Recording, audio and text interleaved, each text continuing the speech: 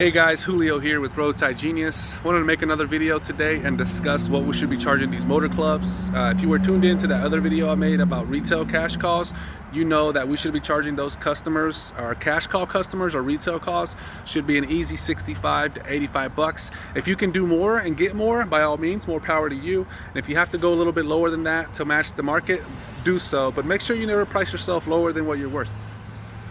So when it comes to motor clubs, I like to have a general rule of thumb for those. If you're signing up for a motor club and you're a new guy, you're going to go in at the highest rate possible. You're not going to choose the market rate because you want to get calls, and you're not going to choose a competitive rate because old lady told you that if you choose any other rate, you're probably not going to get calls. If you got to go into business and you're not getting phone calls, that's fine. It doesn't mean that your business is bad. It doesn't mean that your business is good. It means that you're resilient. You're holding down to what you believe what you should be paying for, or what people should be paying you.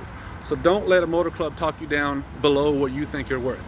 So I've established myself at $30 across most of my motor clubs, and that's just because that's what I could do. So that was the highest rate during my time of signing on. Probably right now, for any new guy signing on, your rate's gonna be at 25, 23, and 21. A lot of motor clubs nowadays won't even let you get in unless you accept to their rates.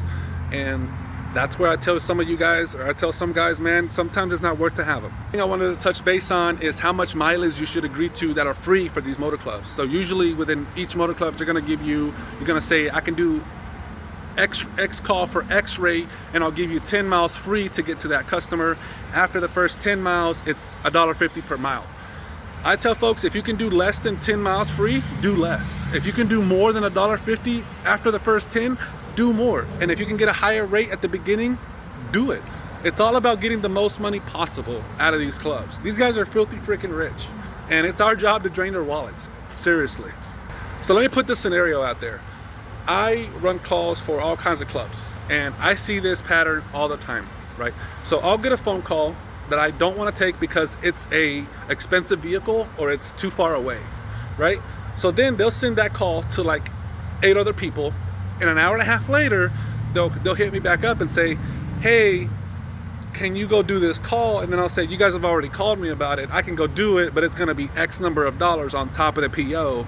And they don't fuss, because at the end of the day, the people that go out to do those luxury calls are usually very high confident, and I'm not gonna go and send my lowest guy to go do a commercial vehicle or to go do a luxury vehicle.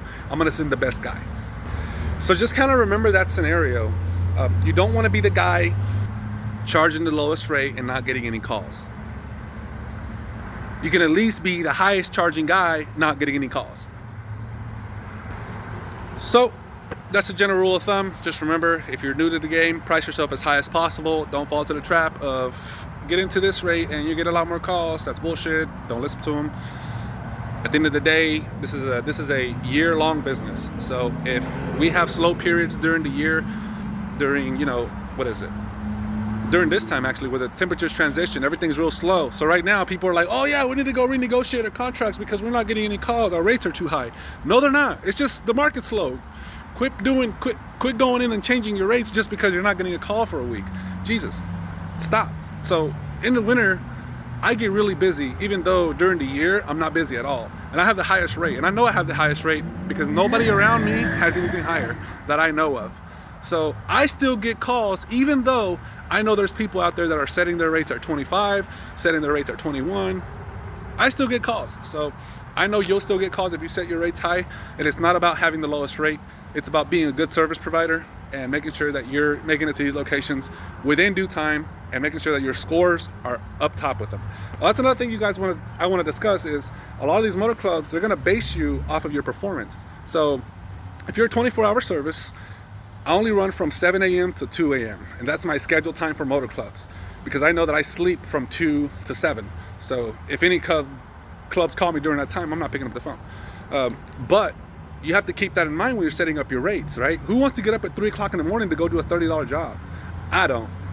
I just send guys to go do them. And I kind of use the leverage of the motor clubs to my advantage. If we got guys out here that are willing to do services for X rate, then I'm gonna use them. Why not? They're happy with the rate I'm offering. Why not? It's the same theory that motor clubs use, except motor clubs take it to a whole nother level. Hope you guys enjoyed this discussion. General rule of thumb, price your shit as high as you can. get the least number of miles, and once it's over that mileage limit, try to get more. And I feel like if everybody in the world did this, if we all did this, the motor clubs would have no choice but to accept our rates. It's just so hard because at the end of the day, this is a competitive industry, and we're the dog-eat-dog world. Just depends on which kind of dog you want to be.